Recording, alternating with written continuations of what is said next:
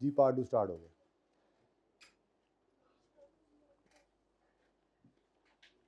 Zoom in करूं? ये पहली 5 एडजस्टमेंट है। अगर कोई इस तरह से लेना चाहे पिक्चर जिसकी ना आई हो कुछ,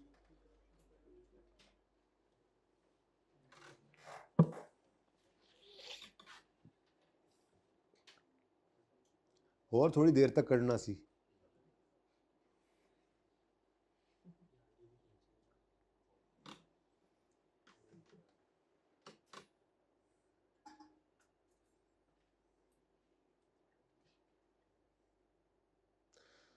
लो जी, अब काम ख़त्म।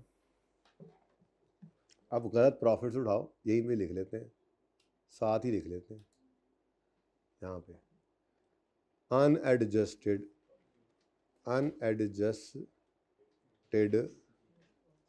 प्रॉफिट। कौन कौन से वाला? ग्रॉस वाला और नेट वाला दोनों। गप नप।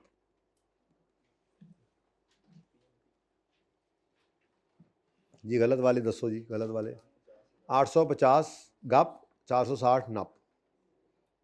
800 400। चलो जी हम शुरू हो जाओ, बिस्मिल्लाह करो। सबसे पहले आपने घबराना नहीं है और परचेजेस को देखें। ये जीपी से ऊपर का आइटम है, तो परचेजेस क्रेडिट मतलब कम। परचेज कम होंगी तो उस वजह से कॉस्ट ऑफ सेल्स कम होगी। Cost of sale is an expense. Expense के कम होने से प्रॉफिट बढ़ेगा। वो कौन सा प्रॉफिट होगा? भाई इतने ही पूरा ही लिखो, फिर सारा सवाल मुकम्मल किया जे। इतने तुम 1000 च लिखा छड़िया मैंने 4,60,000। डन जी, ओके। अच्छा जी, तो एडजस्टमेंट नंबर 1 की वजह से अब परचेजेस कम तो कॉस्ट ऑफ सेल कम। Cost of sale is an expense. Expense कम हो तो प्रॉफिट जाएगा बढ़। कितने से? अब ये पॉजिटिव। अब मुझे पता है कि आपको भी पता है कि इस जीपी का बढ़ना अल्टीमेटली नेट प्रॉफिट को भी बढ़ाता है, लेकिन आपने ये एक ही बार लेना है इम्पैक्ट, जैसे हम एंड पे लिया करते हैं। हमारा अपना जुगाड़ है ना यहाँ पे, ठीक है। चलें आगे। जीपी से ऊपर वाली चीज़, जीपी से नीचे वाली कोई है फिगर, इस कोई है चीज़ जो इस एडजस्टमेंट में नजर आ रही हो? भाई दूसरा तो क्रेडिटर है, वो तो बैलेंस शीट का आइटम है। बैलेंस शीट के आइटम ने प्रॉफिट को थोड़ा हिट करना है। चलें आगे। Next, purchases debit. अब ये जीपी से ऊपर वाला आइटम है। परचेजेस का डेबिट होना, बढ़ना, ये कॉस्ट ऑफ सेल को बढ़ाता है, क्योंकि आपको पता है ना कॉस्ट ऑफ सेल के डिब्बे के अंदर परचेजेस की फिगर पॉजिटिव है। तो ये जितना बढ़ेगी, सब आसपास वालों को जगा दें, जितना बढ़ेगी उतना उस डिब्बे का टोटल बढ़ेगा। ठीक है, ये तो जाग ही रहा है, जो सो रहे हैं उनको जगा दें जी। ऊपर से ढक्कन खोल के चीज़ें फेंकेंगे तो वो बढ़ेगी। और क्लोजिंग स्टॉक याद है आपको, कहा था 20 है, 20 माइनस हो रहा है। वो जितना बढ़ेगी उतना वो कॉस्ट ऑफ सेल का डिब्बा वो कम होता चला जाएगा। हर कोई अपने हमसाये को चेक कर ले, किसी का कोई हमसाया सो रहा है तो उसको जगा दे। हर कोई दोनों तरफ के हमसाये को चेक कर ले जी। जाग रहे जो चेक करने का कहा है यार, तुम कैसे चेक कर? चुंडी बैठ के चेक किया है तू? अच्छा जी, मुझे पता है आप लोग काफ़ी सफ़र करके आए, थके हुए हैं, मुझे पता है। कोई बात नहीं, कोई बात नहीं। आप आपकी हिम्मत को सलाम है। इंशाल्लाह जल्दी जल्दी करें। या आज 2-3 ऐसे काम करते हैं कि उनको थोड़ा सा तकलीफ़ तो पहुँचे, जो नहीं आया आज हमें छोड़ गए हैं जो जी। तो परचेजेस बढ़ गई यानी कॉस्ट ऑफ सेल बढ़ गई। नहीं देख रहे बच्चे अपने अपने देख, एक हर बच्चा अपने अपने हमसाये को देख ले। नहीं कोई किसी का हमसाया जाग रहा तो उसको जगा दे प्लीज़। ये मेरा हमसाया है, मैं देख लेता हूँ, जाग रहा है। ओके डन जी बच्चों। परचेजेस बढ़ गई, परचेजेस डेबिट। परचेजेस का बढ़ना कॉस्ट ऑफ सेल को बढ़ाएगा, कॉस्ट ऑफ सेल का बढ़ना प्रॉफिट को, जीपी को कम करेगा। कितने से? 2000 से। डन जी। लेकिन साथ ही आगे इसको देखो, ये भी तो आ गया यहाँ पे selling expense. Selling expense GP के बाद नेट प्रॉफिट को इम्पैक्ट डालता है। सेलिंग एक्सपेंस कम हो रहा है, एक्सपेंस के कम होने से प्रॉफिट बढ़ता है, तो प्रॉफिट का बढ़ना यहाँ पे दिखा दो। अब आमने सामने इस तरह से आ रहे हैं। अच्छा, अब आई कैप क्या करता है? मैं जो बता रहा हूँ ना, मेरी अप्रोच डिफरेंट क्यों मैंने की। अब देखो, ये तो आपने जीपी पे अलग इंपैक्ट लिया, नेट प्रॉफिट पे सेलिंग एक्सपेंस का अलग इंपैक्ट लिया। अब होता क्या है, जाग के बैठे सारे। होता क्या है? होता ये है कि अब आप अगली सोच सोचते हैं कि जीपी का कम होना भी तो नेट प्रॉफिट को कम करेगा। आप आगे जाकर इसको भी ऐसे लिख देते हैं, जब ये लिखते हैं तो है तो ये बिल्कुल सही, लेकिन इस अप्रोच पे चलते हुए आई कैप क्या करता है, आई कैप इसको छोड़ देता है। अब आप जब उस सोल्यूशन को देखते हैं जिस तरतीब पे ये सोल्यूशन हुआ हुआ, तो आप कहते हैं ये क्या है, ये किधर गया, ये क्यों नहीं आ रहा। असल में एक्सपेंस जो है वो कम हुआ, उस वजह से प्रॉफिट बढ़ा, लेकिन ऊपर से जीपी जो बढ़ा था उसने, जीपी कम हुआ था उसने नेट प्रॉफिट को कम कर दिया, तो वो कैंसिल कर देता। तो आई कैप अपने सोल्यूशन के अंदर इसको लिखता ही नहीं है, फिर सिर्फ उसके सोल्यूशन में 2000 नजर आ रहा होता है। ये कंफ्यूज करता है बच्चे को, हर एडजस्टमेंट समझानी पड़ती है। तो इससे जांच छुड़ाने के लिए मैंने ये तरतीब रखी हुई है, जो कि हमने रखी हुई थी कि एंड पे जाके एक ही बार इंपैक्ट डालेंगे तो ये इंपैक्ट तो डाल ही जाएगा, क्योंकि इसकी कमी जो है अल्टीमेटली वो यहां पर पहुंचानी है हमने, तो ये निकल जाएगा इंपैक्ट। ओके, अच्छा जी, नेक्स्ट नंबर 3। ओ जी, कॉस्ट ऑफ सेल। हाँ जी, ग्रीन या येलो, ग्रीन या येलो, ग्रीन कौन सा है पता, जीपी से ऊपर वाला, और येलो जीपी से नीचे वाला, ठीक है ना। तो ग्रीन या येलो, कॉस्ट ऑफ सेल सीधा ही आ गया। कॉस्ट ऑफ सेल के बढ़ने से जीपी कम होगा, कितने से, 450। दूसरा इंपैक्ट क्लोजिंग स्टॉक, ये तो एसेट है, बैलेंस शीट में जाएगा, जान दो। Sale sale sale sale sale, debit मतलब कम, इनकम कम हो गई, इनकम कम हो गई तो प्रॉफिट भी कम हो गया। एडजस्टमेंट नंबर 4 कितना, 23,000। ओए हो, बड़ी सट लगी है। ये सारी चीजें आगे इंपैक्ट डालती हैं, आपको पता है, लेकिन हम इकट्ठे ही डालेंगे। Okay, next debtor, balance sheet item, छोड़ दो छोड़ दो छोड़ दो, जल्दी करो यार, बहुत टाइम लगा दिया। रिपेयर एक्सपेंस, क्यों क्यों क्यों, जीपी के बाद वाला आइटम है, तो पहले जीपी से पहले वाला पकड़ो ना। परचेजेस क्या हो रही हैं, क्रेडिट। परचेजेस क्या हो रही हैं, क्रेडिट मतलब कम। परचेज कम होगी तो कॉस्ट ऑफ सेल भी, कॉस्ट ऑफ सेल कम होगी तो प्रॉफिट बढ़ेगा। 3600 से प्रॉफिट बढ़ गया, चलो शुक्र है यार, प्लस भी हुआ। इसका बढ़ना भी आगे जाएगा, लेकिन छोड़ो, एंड पे करते होते हैं हम। दूसरी चीज, रिपेयर एक्सपेंस डेबिट, एक्सपेंस बढ़ा, एक्सपेंस के बढ़ने से नेट प्रॉफिट ने क्या होना है, कम। ठीक है, चलें आगे। नेक्स्ट नेक्स्ट, परचेजेस, ग्रीन या येलो, ग्रीन या yellow, green green green, GP से ऊपर वाला आइटम है, ठीक है। परचेजेस कम तो कॉस्ट ऑफ सेल कम, cost of sale is an expense, ये कम, नंबरिंग सही जा रही है, ये कम होगा तो प्रॉफिट। देखो मैंने कुछ भी नहीं लिखा यहाँ, मैं बस जिसमें नंबर लिख रहा हूँ, इनफ है, कोई अंग्रेजी लिखने की जरूरत नहीं है, फेल होने के तरीके नहीं सिखाता यहाँ पे, पूरे नंबर मिलेंगे इंशाल्लाह, ठीक है जी। नंबर 6, 42,000। परचेजेस कम हुई तो कॉस्ट ऑफ सेल कम हो जाएगी, कॉस्ट ऑफ सेल कम होगी तो प्रॉफिट बढ़ जाएगा, ठीक है। इसका असर आगे जाएगा पर बाद में इंशाल्लाह, एक ही बात। नेक्स्ट, पीपी तो डेबिट हो रहा है, उसको छोड़ो। आगे डेप्रीसिएशन। अच्छा, अब जब तक वो कह ना दे प्लांट मशीनरी है और ये कोई मैन्युफैक्चरिंग कंसर्न है, तब तक इस मुसीबत में नहीं पड़ना। वैसे था क्या ये, ऑफिस कंप्यूटर था, तो ये तो एडमिन का खर्चा ही है, ये तो फैक्ट्री का खर्चा नहीं है, ये जीपी में नहीं, ओहो जीपी में नहीं आना, बल्कि ये तो नेट प्रॉफिट पे इंपैक्ट डालेगा। जीपी के बाद वाला आइटम, जीपी के बाद वाला जीपी पे असर नहीं डाल सकता। हाँ, जीपी से ऊपर वाला जीपी और नेट प्रॉफिट दोनों पे डालता है असर, लेकिन हम सिर्फ जीपी पे देख के नेट प्रॉफिट पे एक ही बार डालते होते, ठीक है। तो 42,000 वाला मसला तो हल हो गया, लेकिन जो डेप्रीसिएशन है इसका असर क्या करें जी। 7875 से डेप्शन बढ़ गई, डेप्शन के बढ़ने से प्रॉफिट कम हो जाएगा, ऐसे ही बस। और ठीक है, एडजस्टमेंट का ये वर्किंग अगर कहीं पे की हुई हो ना, तो आप उस वर्किंग का रेफरेंस यहाँ जरूर दे सकते हैं। एडजस्टमेंट 6 आप यूँ कह दें जी, वर्किंग नंबर 1, वहाँ पे जाके देख लेंगे, ईजी हो जाता है, ठीक है ना। अच्छा, जहाँ पे कोई वर्किंग की है आप। Next, PNL yellow, sales green. अब सेल्स डेबिट मतलब कम हो रही हैं, सेल कम होने से जीपी कम हो जाएगा, कितने से, 3,000। पीएनएल में ये बेसिकली लॉस था ना, पीएनएल को डेबिट कर रहा है, और लॉस जो होता है अदर एक्सपेंसेस में आता है जीपी के बाद, तो पीएनएल डेबिट मतलब लॉस बढ़ रहा है, लॉस के बढ़ने से भी प्रॉफिट क्या हो गया, कम हो गया। मसला तो नहीं हो रहा, अलग अलग करके तो नहीं लिखने की जरूरत, एंट्री सामने पड़ी हो तो मसला होना नहीं चाहिए। क्या रह गया जी, पीपी तो क्रेडिट हो रहा है, उसको छोड़े, वो तो बैलेंस शीट आइटम है, आगे बढ़े। परचेज रिटर्न, परचेज का कॉन्ट्रा है, green green, cost of sale से ऊपर, और सेल रिटर्न भी सेल का कॉन्ट्रा है, ये भी ग्रीन है, कॉस्ट ऑफ सेल से ऊपर। इसको एंड पे करते हैं, purchases credit, purchases credit. Number 8 की जगह छोड़ दी मैंने, एंड पे भी कर सकते थे, लेकिन चलो एंड पे कर लें। नंबर 9 पहले लिखो, परचेजेस कम हो रही हैं तो कॉस्ट ऑफ सेल कम होगी तो प्रॉफिट बढ़ेगा। कितने से? 4680। अब रह सिर्फ क्या गया? Adjustment number 8। ये इंटरेस्टिंग थी ज़रा।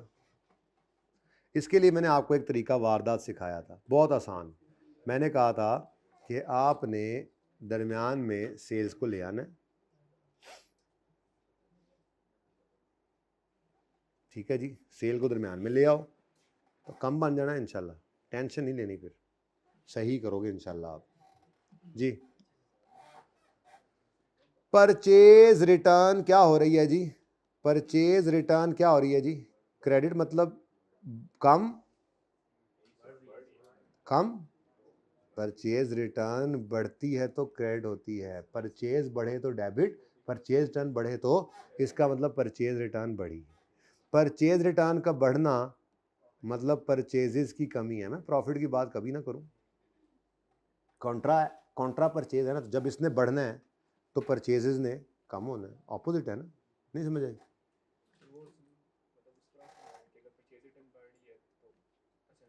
मैं बताऊं वैसे परचेजेस की एंट्री हम यूँ करते हैं, परचेजेस डेबिट 100 रुपये, क्रेडिटर क्रेडिट। परचेज रिटर्न की एंट्री हम करते हैं creditor debit, purchase return credit, let's say 5 रुपये। जब हम जाएंगे P&L बनाने तो उसमें जो परचेजेज आएंगी उसमें 100 की परचेजेज ने 5 की रिटर्न की वजह से कम होकर 95 रह जाना है। अब sorry, creditor debit purchase return credit कितने से? अब ये जो परचेज रिटर्न का बढ़ना ही है ना, क्रेडिट नेचर की चीज़ है, इसका बढ़ना अल्टीमेटली क्या कर गया? इसका बढ़ना इस परचेज को कम कर गया। तो मैं ये डायरेक्ट बोल रहा हूँ, बस बात समझ आई? ठीक है जी। तो कहाँ था ये परचेज कम हो गई। और दूसरी चीज़ क्या है? Cell return. Cell return credit हो रही है। सेल रिटर्न जब बढ़ती है तो डेबिट होती है, जब क्रेडिट हो रही है तो मतलब सेल रिटर्न कम हो रही है। अब ये सिंपल सी बात है, सेल रिटर्न पे सोच, सेल रिटर्न और परचेज रिटर्न को सोचो, बढ़ रही है या कम हो रही है। अब चूंकि ये सेल और परचेज का काउंटर है तो जाहिर सी बात है ऑपोजिट है। अगर सेल रिटर्न बढ़ रही है तो इसका मतलब ये तो कभी नहीं हो सकता कि सेल बढ़ जाएगी। कॉन्ट्रा सेल जो है तो सेल, कभी ऐसा हुआ कि अक्यूमुलेटेड एसेट के बढ़ने से एसेट बढ़ गया हो? हमेशा कम ही होता है ना, क्योंकि वो कॉन्ट्रा एसेट है। कभी ऐसा हुआ कि प्रोविजन के बढ़ने से डेटर बढ़ गए हो? नहीं, क्योंकि वो कॉन्ट्रा डेटर है, उसके बढ़ने से डेटर ने कम ही होना है। तो कभी भी ऐसा नहीं होगा सेल रिटर्न के बढ़ने से सेल बढ़ जाए या परचेज रिटर्न के बढ़ने से परचेज बढ़ जाए। तो सिर्फ परचेज रिटर्न सेल रिटर्न को सोचो यार, दूसरा ऑपोजिट इंपैक्ट है बस। तो सेल रिटर्न क्रेडिट सोचो, सेल रिटर्न जब रिकॉर्ड करते हैं तो सेल रिटर्न की एंट्री होती है डेबिट और डेटर क्रेडिट, यानी सेल रिटर्न बढ़ती है तो डेबिट करते हैं। इस रेक्टिफिकेशन में क्या हो रही है? सेल रिटर्न क्रेडिट मतलब कम। अगर ये क्रेडिट हो रही है तो फिर आंखें बंद करके सेल्स को बढ़ा लो। अब जैसे ही आप यहां पे पहुंचे, अब आपके लिए कोई मुश्किल रह ही नहीं गई। आपने क्या किया? आपने परचेज रिटर्न और सेल रिटर्न को यहां से सोच लिया और उसके बाद अब इससे आपका इंपैक्ट निकालना बहुत आसान है। Purchase is an expense, purchase cost of sale कम करती है, cost of sale is an expense, तो एक्सपेंस कम होगा तो प्रॉफिट बढ़ेगा। कितने से? 67। कितने गया ये? 6700 से जीपी बढ़ गया। बोलो, ये दोनों जीपी से ऊपर वाले हैं, क्या ख्याल है? और दूसरा, सेल के बढ़ने से भी प्रॉफिट बढ़ गया, तो प्रॉफिट का बढ़ना जीपी को बढ़ा देगा। ठीक है, ये दोनों ही एडजस्टमेंट 8 के असरात हैं और अल्टीमेटली एंड तक भी जाएंगे। ठीक है, अब जी मुझे जल्दी से बताओ कि आपका जीपी एडजस्ट होकर नेट टोटल में एडजस्टमेंट सारी करने के बाद आपके जीपी का क्या हाल है? अब ठीक ठाक है? वो सेहत तबीयत ठीक है उसकी? पेट खराब हो गया उसका? थोड़ा खाना था ना उसने जी। एडजस्टेड प्रॉफिट है 9 नहीं लिखा, ये ऐड होगा, उल्टा लिख गया हूँ मैं। Let me check. Purchase return, sorry, अच्छा वो परचेजेस कम हुई हैं तो प्रॉफिट बढ़ेगा जी सर। सिरों ही ले गए। आज सही है भाई? आप सही है, जज़ाकल्लाह मेरी इस्लाह करने के लिए। जल्दी बोलें आप। 8889389380। को मसला? कंफर्म कर लें जी, वाकई कंफर्म कर लें। 888 930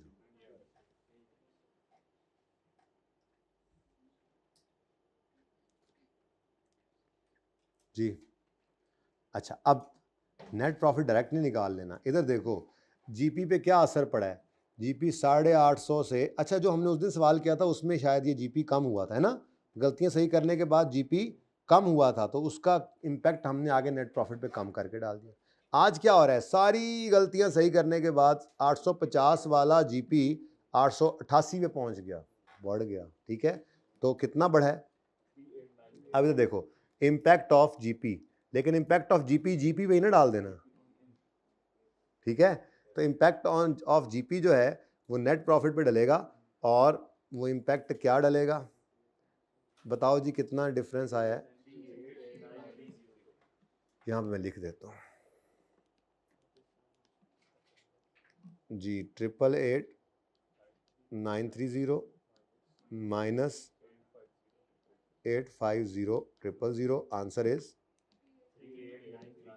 38, बढ़ा दें या कम, 930 बढ़ा दें या कम करें, बढ़ा दें। जीपी बढ़ा है, जीपी बढ़ा है, तो आपने नेट प्रॉफिट को भी बढ़ाना है, टोटल इम्पैक्ट एक ही बार ले लिया, ठीक है।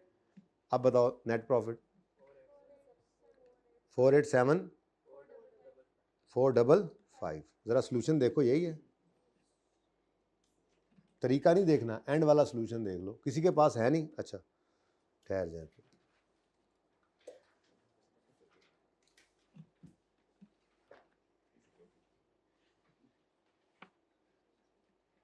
कौन सा सवाल है,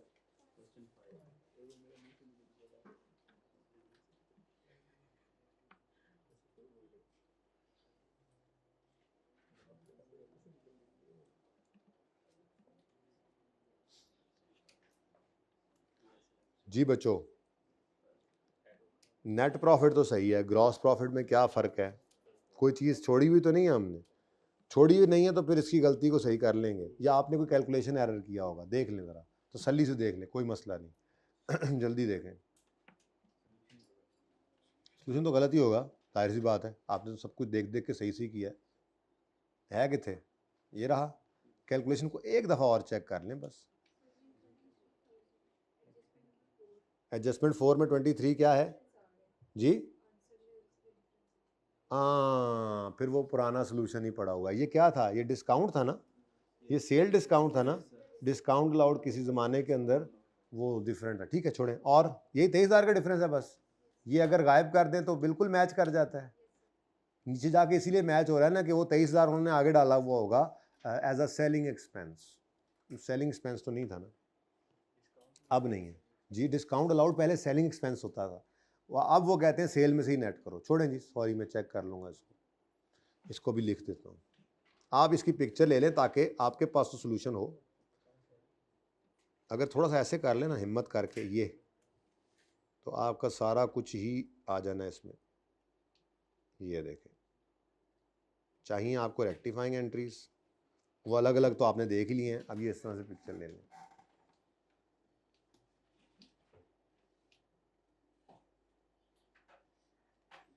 तेईस हज़ार निकाल दें तो बस सही है सब, ये भी सही है, और वो आगे भी तो 23,000 पड़ा होगा ना, फिर उस तरह से वो काम चलाया होगा, वो क्या है,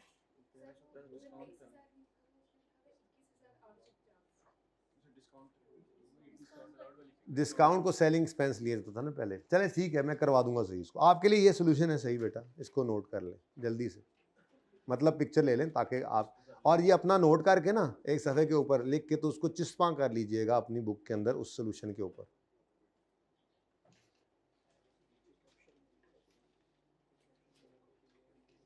बाकी कैलकुलेशन एरर है तो वो देख लें, उसके लिए इंतजामिया जिम्मेदार ना होगी।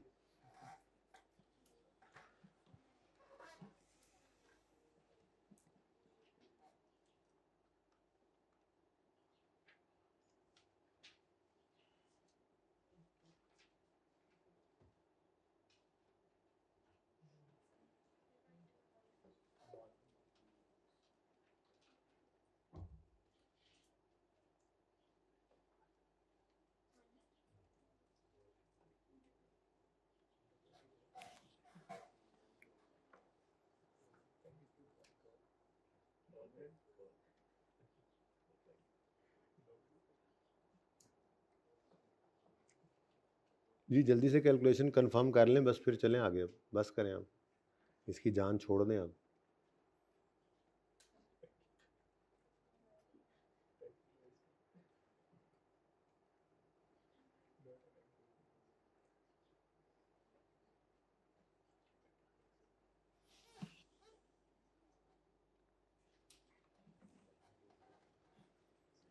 अच्छा जी, ज़रा आप मार्कअप मार्जिन की रिवीजन करते हैं, ठीक है? उसके बाद फिर बुक्स ऑफ प्राइम एंट्री करते हैं, बस बाकी फिर काम देखेंगे अब कब करना है। आज के लिए इतना काफ़ी होगा इंशाल्लाह, ठीक है कि नहीं?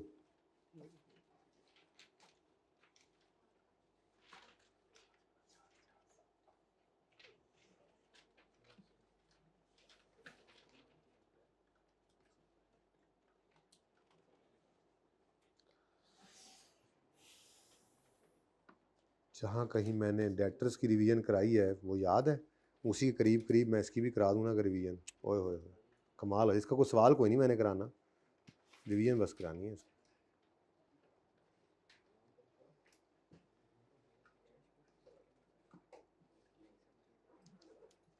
ये पढ़ा ना, यहीं पे कर लेते हैं revision of books of prime entry. अपनी हेडिंग बना लें, बल्कि पहले मार्कअप मार्जिन कर लें।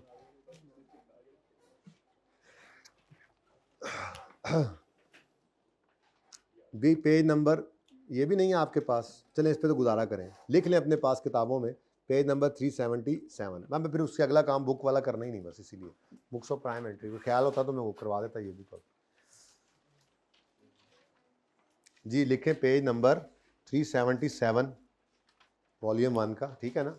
उस पर ये मार्कअप मार्जिन वाले सवाल पढ़े, ये फिर जाके आप करेंगे इंशाल्लाह, ठीक है? देख लेंगे, बस करवा तो मैं रहा हूँ सारे।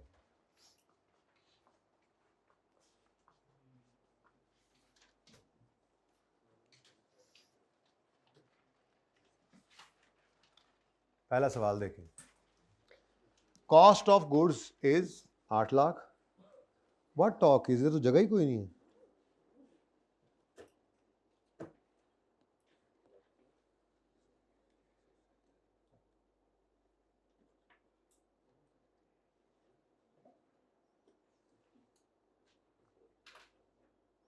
फिर 54 आ गया, थोड़ी देर पहले कौन सा मिटाया था? हो ये भी ज़माना था।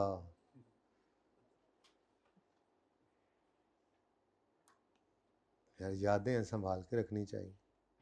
पैसे आए हैं, हाँ तो ठीक है।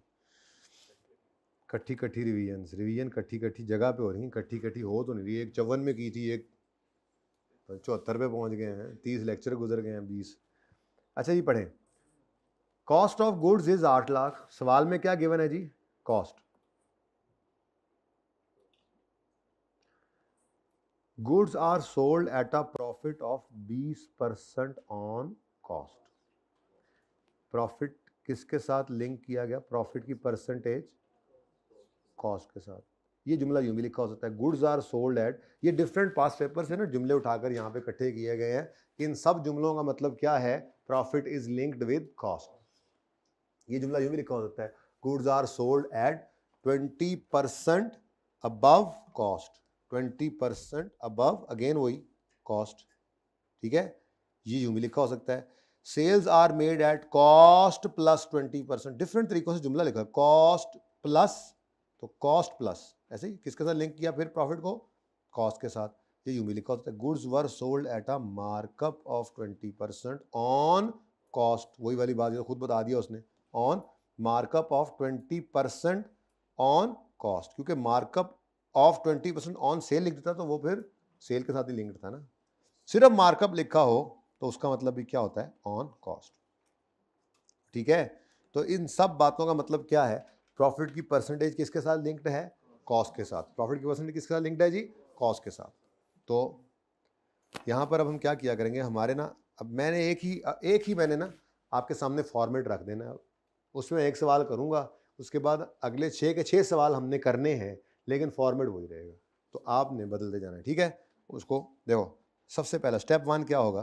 हम सबसे पहले इक्वेशन बनाएंगे, ठीक है। इक्वेशन कौन सी? यही, cost plus profit is equal to sale, जिसको आप C plus P is equal to S लिखा करिए, ठीक है।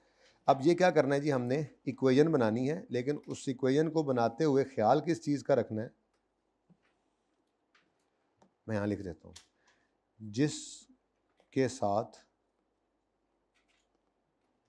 प्रॉफिट की परसेंटेज जुड़ी हो उसे 100 अज्यूम करके ये इक्वेशन मुकम्मल करें, ये इक्वेशन मुकम्मल करें, ठीक है। ये हमारा स्टेप 1 होगा। तो इक्वेशन आपकी नीचे आ गई। इक्वेशन कौन सी है जी? ये, ठीक है। ये हमारा स्टेप 1 हुआ करेगा।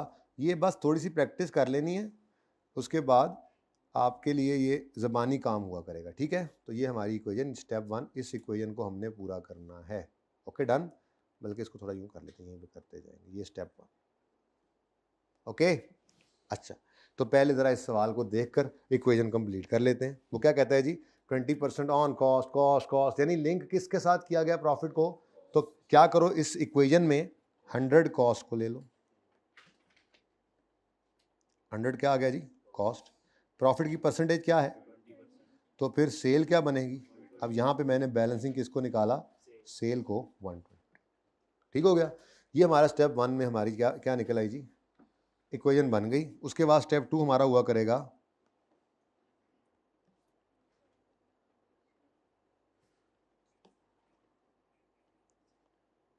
रिक्वायर्ड अमाउंट निकालने के लिए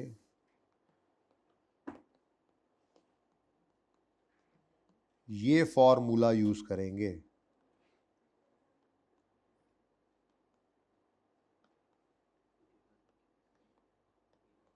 मशहूर ज़माना फॉर्मूला है बेसिकली। तो ये यूनिटरी मेथड ही है, लेकिन यूनिटरी मेथड के 3 स्टेप्स की बजाय, वही बचपन में 5वीं 6वीं में आप करके आए थे यूनिटरी मेथड, उसकी बजाय एक फॉर्मूला, बस वही जो आखिरी स्टेप होता है वो लिख देना है, बस उसको आपने याद रख लेना है। सिचुएशन 1000 बदल जाएँ, आपकी इन 2 स्टेप्स से इस तरतीब से चीज़ निकलेगी नहीं, ये फ़ायदा है इसका, ठीक है। तो फॉर्मूला क्या है जी? रिक्वायर्ड अमाउंट निकाल रहे हैं ना, रिक्वायर्ड अमाउंट। तो रिक्वायर्ड अमाउंट निकालने के लिए आपने जो सवाल में गिवन हो अमाउंट, उस गिवन अमाउंट को आपने डिवाइड कर देना है उसी की परसेंटेज से। गिवन अमाउंट की परसेंटेज से डिवाइड करना है और रिक्वायर्ड अमाउंट की परसेंटेज से मल्टीप्लाई कर देना है। इतनी सी बात है बस। ये मार्कअप मार्जिन था जिसके लिए आप इतना इंतज़ार कर रहे थे कब से। वो 1000 सिचुएशंस बनाता रहे, एक मिनट, वो 1000 सिचुएशन बनाता रहे, आपको कोई मसला होने वाला नहीं है। ये जी हमारा दूसरा स्टेप है। इसी के अंदर अब मैं सवाल बदलता जाऊंगा ना हर दफ़ा, ठीक है। तो रिक्वायर्ड अमाउंट निकालनी है तो आप ये फॉर्मूला यूज़ कर सकते हैं। अब सवाल पढ़ते हैं, उसने रिक्वायर क्या किया है। कहता है जी कैलकुलेट सेल्स, कैलकुलेट सेल्स। तो रिक्वायर्ड अमाउंट क्या है जी? सेल्स। अब सवाल में गिवन क्या है? जाहिर सी बात है, अगर सेल उसने कैलकुलेट करवाई है तो वो सेल तो गिवन नहीं करेगा। क्या ख्याल है? सेल तो उसने कहा है ना कैलकुलेट करो, तो गिवन तो फिर कोई और चीज़ होगी। प्रॉफिट भी हो सकता है, कॉस्ट भी हो सकती है। सवाल में क्या गिवन है? सवाल में पहली लाइन चेक करो जरा, cost of goods is 8 lakh. तो भाई कॉस्ट गिवन है, गिवन अमाउंट क्या है जी हमारे पास, और इसकी परसेंटेज। अब ऊपर इक्वेशन में देखो तो कॉस्ट की परसेंटेज जो गिवन क्या है, कॉस्ट गिवन क्या है, कॉस्ट। अपनी इक्वेशन में देखो तो कॉस्ट क्या है, 100 या 120? 100 या 120 या 20? कॉस्ट क्या है इसमें से? 100 है। तो आपने इसको 100 से डिवाइड कर देना है और मल्टीप्लाई करना है आपने इसको जो चीज़ रिक्वायर्ड है उसकी परसेंटेज से। रिक्वायर्ड क्या है? सेल। रिक्वायर्ड जो अमाउंट है उसकी परसेंटेज आपकी इक्वेशन के अंदर 100 है, 20 है या 120 है। तो मल्टीप्लाई कर दो 120 से, आंसर क्या आता है? 9,60,000। अगर आप गौर फरमाएं ना बच्चों, तो यही काम मैंने आपको थोड़ी देर पहले करके दिखाया था सवाल में। बस तरतीब ये नहीं थी। ठीक है, आप देखना चाहेंगे, उम्मीद है।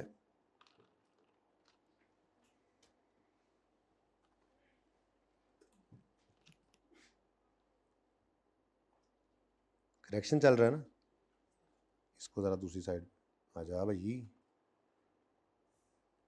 कौन से पेज पे था सवाल नंबर जो भी हमने किया? वहाँ पे मैंने डायरेक्ट एक काम किया हुआ था। ये देखो मैंने यहाँ पे क्या किया था, ये डायरेक्ट ब्रैकेट के अंदर लिखा था ना, यहाँ पे ये 4500 एडजस्टमेंट 5 में देखो तो 4500 सेल वैल्यू है। 4500 क्या है? Sale value. ठीक है, हमें क्या चाहिए? कॉस्ट। क्यों चाहिए कॉस्ट? क्योंकि ये एंट्री हमने करनी किससे है? कॉस्ट से। अब ये उलझाओ होता है सवालों में, मुख्तलिफ सवालों के अंदर ऐसे आता है। अब इसमें सवाल में उसने क्या बोला था आखिरी लाइन में कि कॉस्ट प्लस मार्कअप ऑफ 25%, मतलब प्रॉफिट किसके साथ लिंक्ड है? कॉस्ट के साथ। तो मैंने यहां पर यही तो किया था, कॉस्ट को 100 लिया, प्रॉफिट 25 लिखा, बैलेंसिंग 125 निकल आया। पहले काम कर लिया ना कई दफा, अब थोड़ा इजी लग रहा है। अब गिवन क्या है? सेल। चाहिए क्या है? कॉस्ट। ऐसा ही है ना? अब ये उलट हो गया, तो सेल को पकड़ा, 4500 डिवाइड करना है सेल की परसेंटेज से, 125 मल्टीप्लाई करना है, रिक्वायर्ड कॉस्ट है 100 से। ये अगला सवाल आना है, ये वाला सवाल नहीं है, इससे अगले सवाल ऐसे आ रहे हैं। ये काम किया था, 4500 डिवाइड बाई 125, सेल को डिवाइड किया सेल की परसेंटेज से, चाहिए कॉस्ट, मल्टीप्लाई कर दिया कॉस्ट की परसेंटेज से, आंसर है। ठीक है, और भी कई जगहों पर हमने ये काम किया था, जाके घर बैठ के देख लेना। अच्छा, एक काम और भी हो सकता है, यहां पर वो ये भी कह सकता था कैलकुलेट सेल, और ये भी कह सकता था प्रॉफिट। अच्छा, अगर तो सेल भी पहले निकाल ली है तो फिर सेल और कॉस्ट का डिफरेंस 160 प्रॉफिट डायरेक्ट भी निकल सकता है। लेकिन अगर सेल ना कही हो, डायरेक्ट प्रॉफिट चाहिए हो, तो पागल है, पहले सेल निकालें फिर कॉस्ट निकाल फिर प्रॉफिट निकालें। हम प्रॉफिट भी डायरेक्ट निकाल सकते हैं। गिवन अमाउंट वही है 8 लाख, बोलो गिवन अमाउंट वही 8 लाख है, और गिवन अमाउंट की परसेंटेज सवाल के अंदर गिवन है, मतलब ऊपर इक्वेशन में 100, रिक्वायर्ड क्या है अब? प्रॉफिट। तो इस इक्वेशन में देखो प्रॉफिट की परसेंटेज 20 है, तो इसको मल्टीप्लाई करो 20 से, आंसर क्या आ गया? वही 1,60,000। तो अगर डायरेक्ट का भी प्रॉफिट निकालना पड़ता है तो आप वो भी निकाल सकते हैं। अच्छा, कॉस्ट देकर सेल निकलवा ले, सेल देकर कॉस्ट निकलवा ले, उसकी मर्जी है ना जी। ठीक है, वो आपको प्रॉफिट देकर सेल या कॉस्ट निकलवा ले, लेकिन उसको परसेंटेजेस वगैरह सारी देनी पड़ेंगी। Got it? चलें जी, ये मेरी तरफ से आपका क्वेश्चन नंबर 1 आ गया। ये कौन सा 1? इस तरह वाला 1। ठीक है जी, ये लें जी, जल्दी से इसको नोट करें। ये बस ये ऐसे ही रहने, अब मैंने बस इसके अंदर चीज़ें बदलते जाना है। जल्दी करें, इसको नोट करने की बजाय अगला सवाल करें, इसको नोट ना करें, अगला सवाल करें। ये क्या है जी? ये क्या है जी? Markup margin.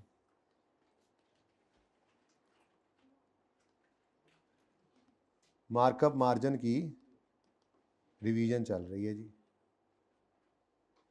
ठीक है,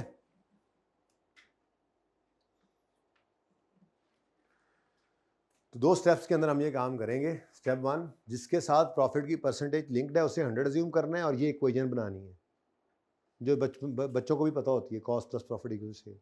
जब ये इक्वेशन बन जाए उसके बाद रिक्वायर्ड अमाउंट निकालनी है, तो ये फॉर्मूला, जो रिक्वायर्ड अमाउंट के लिए ये फॉर्मूला यूज कर लें। कोई एक चीज तो गिवन होगी, प्रॉफिट भी गिवन हो सकता था, यहीं पर अगर प्रॉफिट गिवन होता सवाल में तो वो 160 गिवन होता। आप 160 को पकड़े जरा, कैलकुलेटर पकड़े जरा, जल्दी करें। 160 अगर प्रॉफिट गिवन होता और आपको चाहिए होती सेल्स, तो आप प्रॉफिट को पकड़ते, वो 160 होता। 160 प्रॉफिट है, उसकी परसेंटेज यहां देखो, तो डिवाइड करो उसको 20 से। सेल चाहिए, करो मल्टीप्लाई 120 से, क्या आता है? 960। आप 1000 एक सिचुएशंस बना लोगे, यहां से बाहर नहीं निकलेगा। इसलिए ये इस तरह से मैं करवाता हूं, हालांकि बच्चों ने किया ही होता है। ठीक है, ओके। अच्छा, आपको प्रॉफिट देकर कॉस्ट निकालनी पड़ जाए, वो भी निकाल सकते हो आप। प्रॉफिट गिवन होगा 160, वो गिवन होगा, एक चीज तो गिवन करेगा ना, और फिर परसेंटेजेस होंगी। तो पहले इक्वेशन बनी हुई है, आगे को मसला ही नहीं है। 160 का प्रॉफिट डिवाइडेड बाय उसकी परसेंटेज 20 मल्टीप्लाई बाय 100 करो, कितना आता है? 8 लाख। कोई एक चीज गिवन हो, इक्वेशन परसेंटेजेस गिवन हो, कोई एक चीज गिवन हो, इन तीनों में से तो दोनों निकल सकती हैं, जैसे आप निकालना चाहें। कुछ समझ आई? स्वाद आया? चलो फिर अगला सवाल करो, ये मैं मिटा रहा हूं। क्वेश्चन नहीं नजर आ रहा? Oh sorry, okay wait a minute.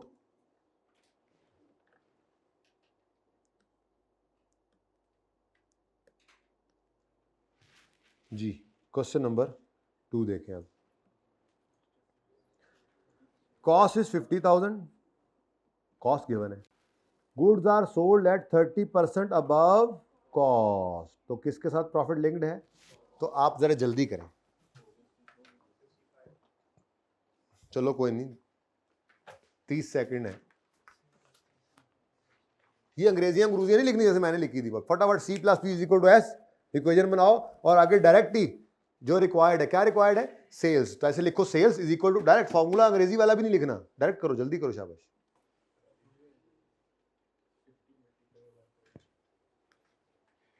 ज्यादा डायरेक्टर ना हो।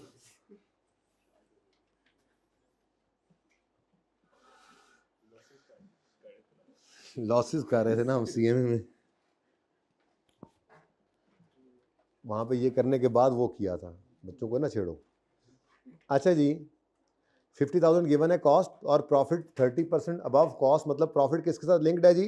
अब हमारी ये इक्वेशन सामने आई, किसके साथ लिंक्ड है प्रॉफिट? तो इस इक्वेशन में 100 किसे लेंगे? आराम से देख लें एक दफा। एक और सवाल, 100 कॉस्ट आ गई, प्रॉफिट कितने परसेंट है? तो इक्वेशन में बैलेंसिंग 130 सेल आ गया। बोलो अब गिवन क्या है आपको? कॉस्ट, रिक्वायर्ड क्या है?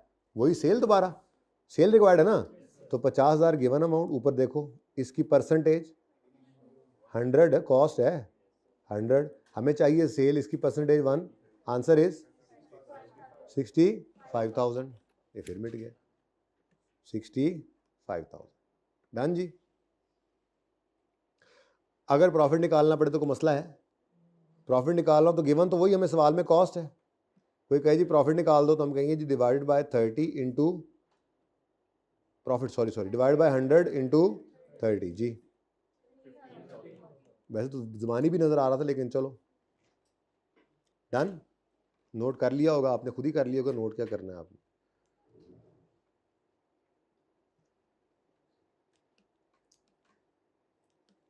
ऐसे ही काम मैंने पढ़े हैं, आप ही मिटा मटू के दोबारा कर लिया, सानू मुसीबत भाई होंगी। हाँ ठीक है ना, मेरा पेपर पास है भाई, तुम्हारा पेपर पास है, पास कर लो, तुम भी ऐसे ही कर लेना।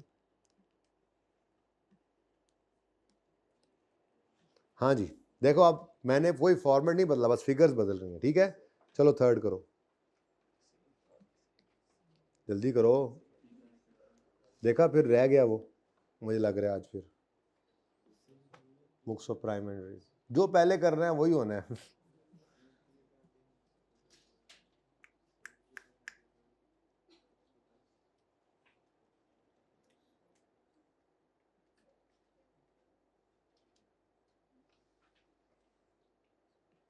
भाई साहब सेल गिवन है और कॉस्ट निकालनी है, ध्यान से देखो, कोई बात नहीं, मैंने तो आपको कहा है कुछ भी गिवन हो तो कोई भी चीज़ निकल सकती है, अपनी बेसिक्स पे रहो। पहली चीज़ क्या जहन में रखनी है कि जिसके साथ प्रॉफिट की परसेंटेज लिंक करे उसे 100 लो और इक्वेशन बना लो, फिर जो गिवन है उसको उसकी परसेंटेज से डिवाइड कर दो, जो रिक्वायर्ड है उसकी परसेंटेज से मल्टीप्लाई कर दो, आंसर आपके पास होगा। तो sale is 30,000, goods are sold at 10% markup, markup is, सिर्फ मार्कअप लिखा हो तो इसका मतलब होता है ऑन कॉस्ट।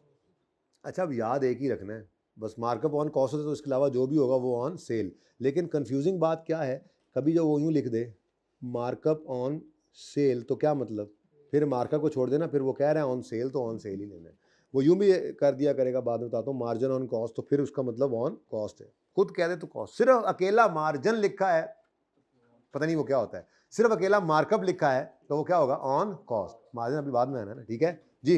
अब मार्कअप का मतलब ऑन कॉस्ट, तो 10% ऑन कॉस्ट है, तो कॉस्ट किसको, 100 किसको लोगे, कॉस्ट को, ठीक है।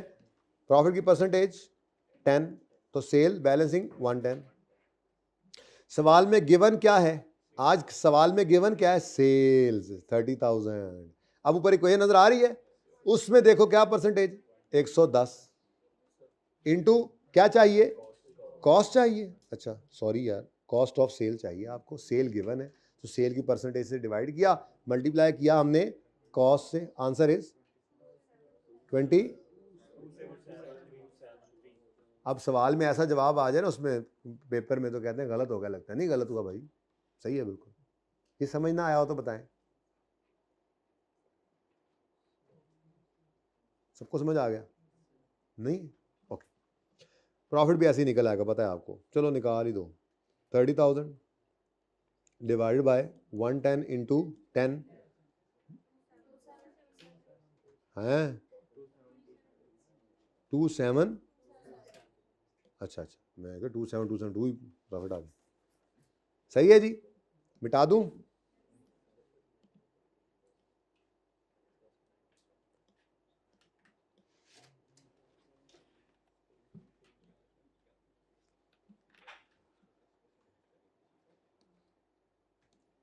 चलें जी, अब एक तो अगला सवाल भी नहीं पढ़ सकते यार।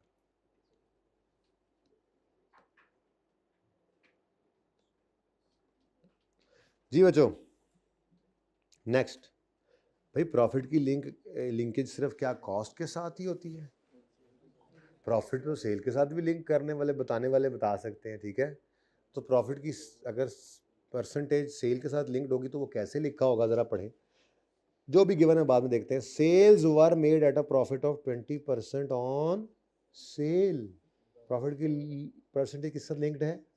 Gross profit is 20% on sale value, there are fixed margin of मुख्तलिफ जुमले 20% on sale, sales are effective uniform rate of gross profit on 20% on sale, या goods are sold at 20% margin. इन सब का मतलब क्या है?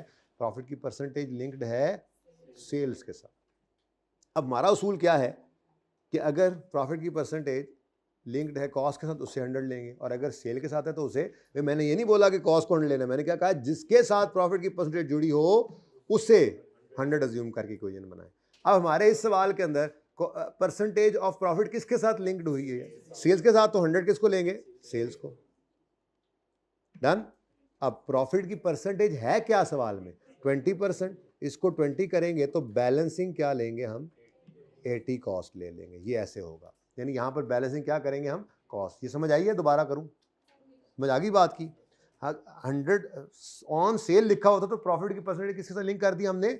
सेल के साथ। अब प्रॉफिट है कितना? 20, तो अब ये बैलेंसिंग निकाल लो 80, ठीक है, इक्वेशन बन गई।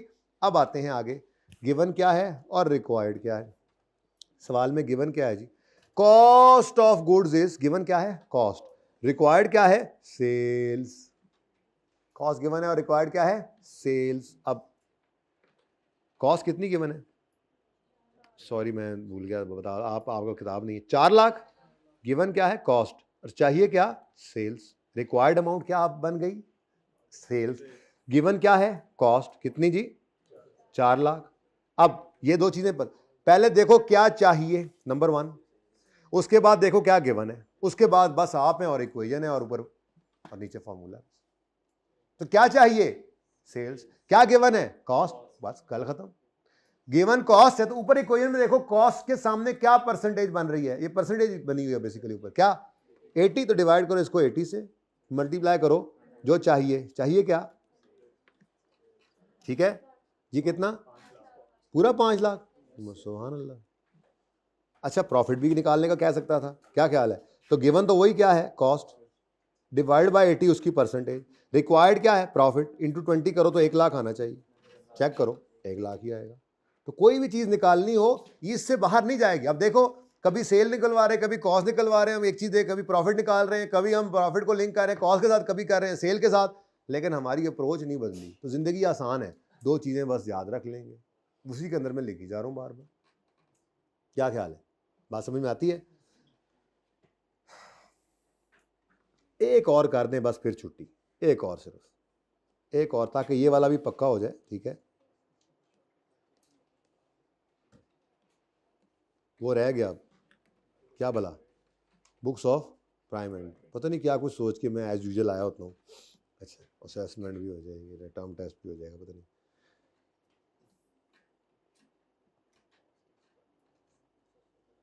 नंबर 6 कर दें, 5 आप होमवर्क में कर लीजिए। कुछ तो होमवर्क भी करें यार, आज होमवर्क भी नहीं लेके जा रहे आप लोग। और टर्म टेस्ट का वो जो स्टेटमेंट इक्विटी वाला सवाल है, आइए सेट के साथ मिक्स, वो जिसने नहीं किया वो आज लाजमी अटैम्प्ट कर ले उसको, वो मैं फिर करवा दूंगा।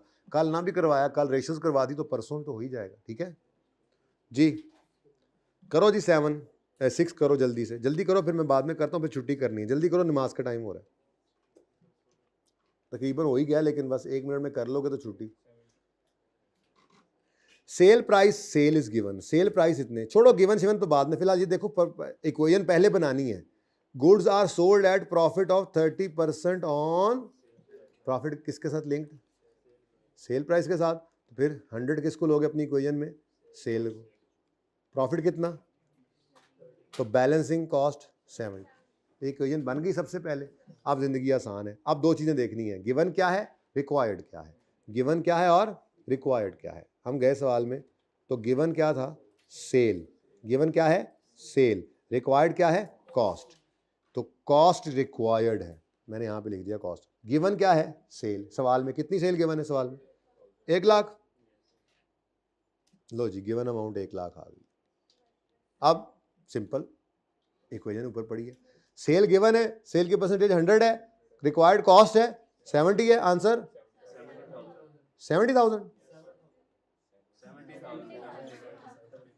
जी। नेक्स्ट, प्रॉफिट भी मांग सकता था वो, 1 lakh given divided by 1 lakh की परसेंटेज है 100 ऊपर, सेल है ये, इंटू 30, तो वही 30,000 ही आना है, ठीक है। कितनी छेती किताबें बंद की थी इन्होंने। तो टर्म टेस्ट का सवाल कर लीजिएगा, सेम इनिक्विटी वाला, ज़्यादा ना करिएगा होमवर्क, ठीक है। और मेरा दिल यही है कि अब बहुत बोरिंग काम हो गया, अब जो है ना अच्छी है अटेंडेंस, आज भी तकरीबन 50% हैं बच्चे, बाकी खबर को भी आग, जंगल की आग की तरह फैला दें। हम इंशाल्लाह कल होपफुली डबल क्लास करेंगे, क्योंकि मौका है, संडे ऑन हो गया है, और अगर मौका ना बना तो 1 क्लास तो होगी ही। मेरा रेशोज़ पर ही दिल है, अगर डबल क्लास मिल गई तो सारी रेशोज़ कल इंशाल्लाह करके फारिग कर देंगे।